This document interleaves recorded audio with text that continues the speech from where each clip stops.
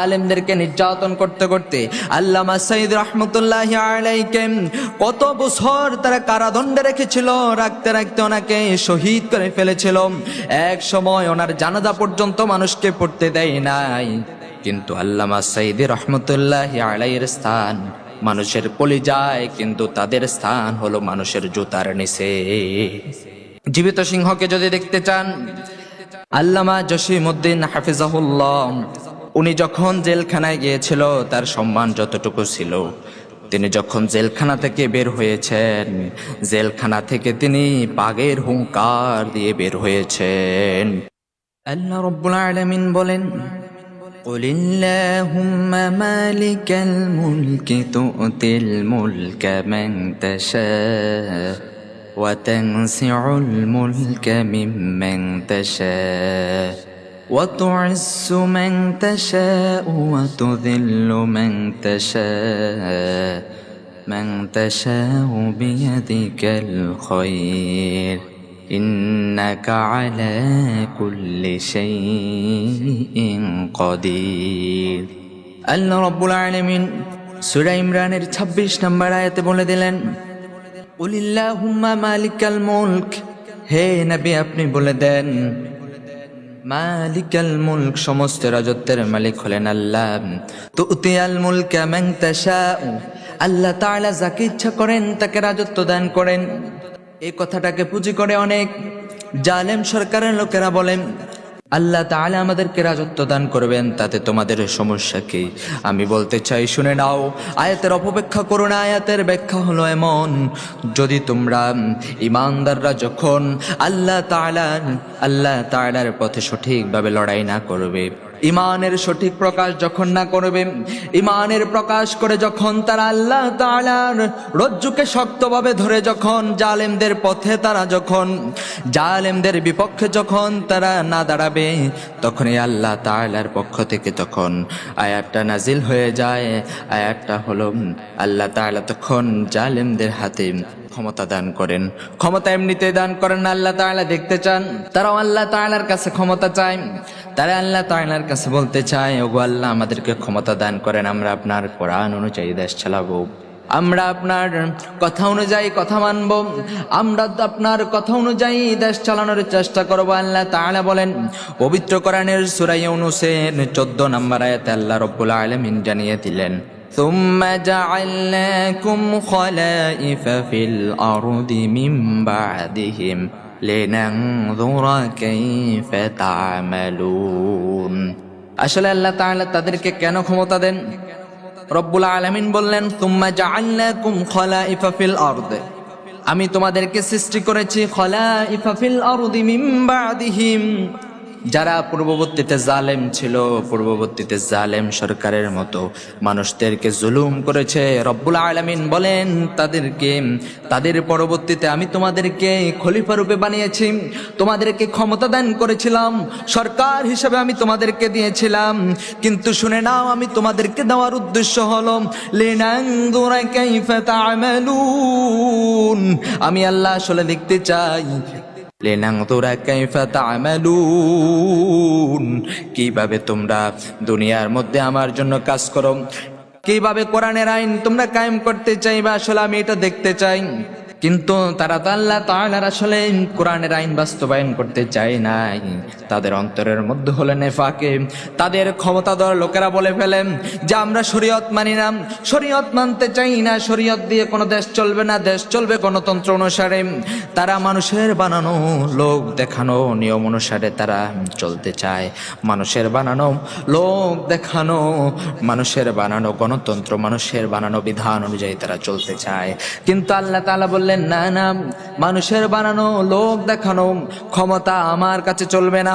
আল্লাহ রাব্বুল আলামিন বললেন শুনে নাও, যখন তোমরা মানুষের বানানো বিধান দিয়ে দেশ চালানো শুরু করবে, আল্লাহর বিধানকে যখন তোমরা মানবে না, আল্লাহ রাব্বুল আলামিন বললেন ওয়া তানসিউল মুলকা মিম্মান তাশা, রব্বুল আলামিন যাকে ইচ্ছা করেন তাকে রাজত্ব দান করেন, ঠিক আছে, কিন্তু রব্বুল আলামিন আবার যাকে ইচ্ছা করেন তাকে রাজত্ব থেকে জুতা ফেটা করে নামিয়ে দেন। আল্লাহ তাআলা জুতা ফেটা করতে কিভাবে নামান? তারা যখন শাসন করতে করতে এমন পর্যায়ে চলে যায়, মানুষের উপর জুলুম করতে করতে তারা যখন অহংকারী হয়ে যায়, তারা আর ক্ষমতা থেকে নামা লাগবে না, এই কথা যখন বলতে থাকে, এমন এমন কথা বলে যেই কথাগুলো আল্লাহ তাআলার পুরোপুরি শিরক হয়ে যায়। রব্বুল আলামিন বললেন, শুনে নাও, তোমাদেরকে আমি ক্ষমতা দান করলাম ঠিক কথা, কিন্তু তোমাদেরকে আমি মর্যাদা দান করি নাই।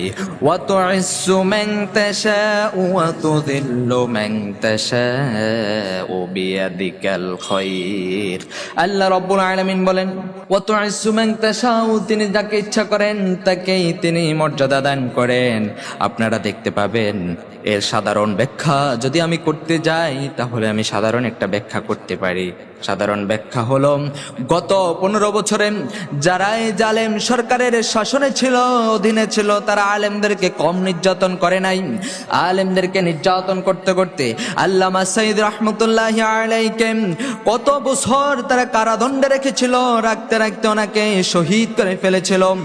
এক সময় ওনার জানাজা পর্যন্ত মানুষকে পড়তে দেয় নাই।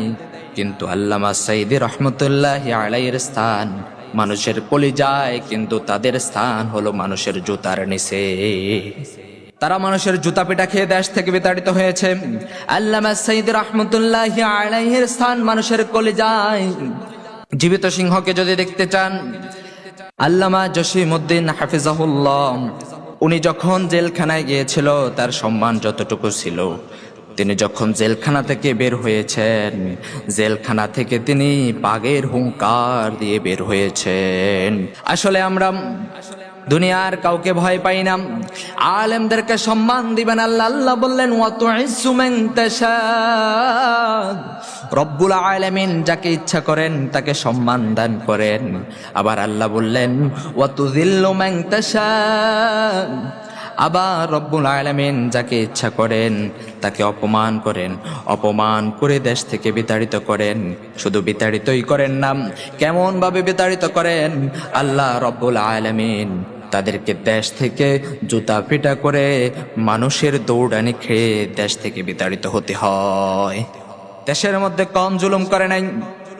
সাধারণ মানুষ থেকে শুরু করে আলেম পর্যন্ত যত মানুষ রয়েছে, যারাই হকের পথে কথা বলেছে, তাদেরকেই তারা মেরেছে, তাদেরকেই জেলখানায় ঢুকিয়েছে, তাদেরকেই অত্যাচার করেছে। কিন্তু রব্বুল আলামিন বলেন, তোমাদের চেয়ার চিরস্থায়ী না, তোমাদের চেয়ার রয়েছে, এখন আছে, কালকে থাকবে না। কিন্তু রব্বুল আলামিনের চেয়ার হলো চিরস্থায়ী, তিনি যাকে ইচ্ছা করেন তাকেই ক্ষমতা দান করবেন।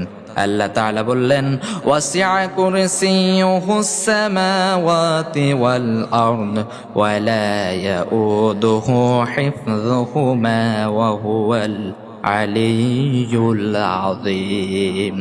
রব্বুল আলামিন বললেন, ওয়াসিআ কুরসিয়ুহুস সামাওয়াতি ওয়াল আরদ, আল্লাহ তাআলা তার কুরসিকে আসমান এবং জমিন তারা পরিবেষ্টন করেছেন। জমিনের মধ্যে আসমান এবং জমিনকে আল্লাহ তাআলার কুরসি দ্বারা তিনি পরিবেষ্টন করে রেখেছেন।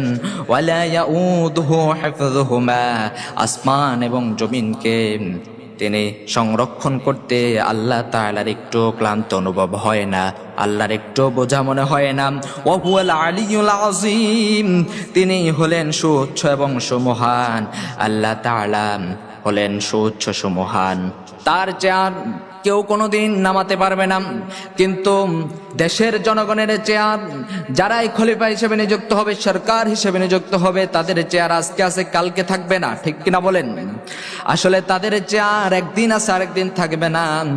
তারপরেও তাদের বড়াইয়ের শেষ থাকে না। আমি এমনও দেখতে পাই, আমার মসজিদের মধ্যে এমনও লোক আছে যারা যখন ক্ষমতা ছিল তখন আলেমদের সাথে দুর্ব্যবহার করেছে, যখন ক্ষমতা চলে গেছে তখন আলেমদের সাথে ভালো ভালো ব্যবহার করেন। আমার ভাইয়েরা, ক্ষমতা চলে গেলে মানুষের রূপ পাল্টে যায়, রূপ চেঞ্জ হয়ে যায়। কিন্তু যখন ক্ষমতা থাকে তখন আলেমদের থেকে শুরু করে জনগণ পর্যন্ত কাউকে শান্তিতে থাকতে দেয় নাই। আসলে এদেরকে আল্লাহ তাআলা অপমান করে দেশ থেকে বিতাড়িত করবেন।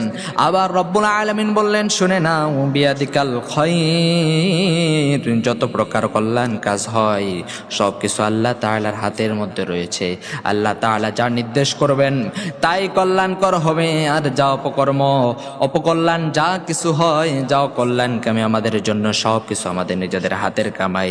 আল্লাহ বললেন ইন্নাকা আলা কুল্লি শাইইন কাদির, নিশ্চয় আল্লাহ তাআলা হলেন সব কিছুর উপর, দুনিয়ার যা কিছু আছে সব কিছুর উপর মহান আল্লাহ তাআলা হলেন শক্তিবান। চিল্লাই বলেন আল্লাহু আকবার।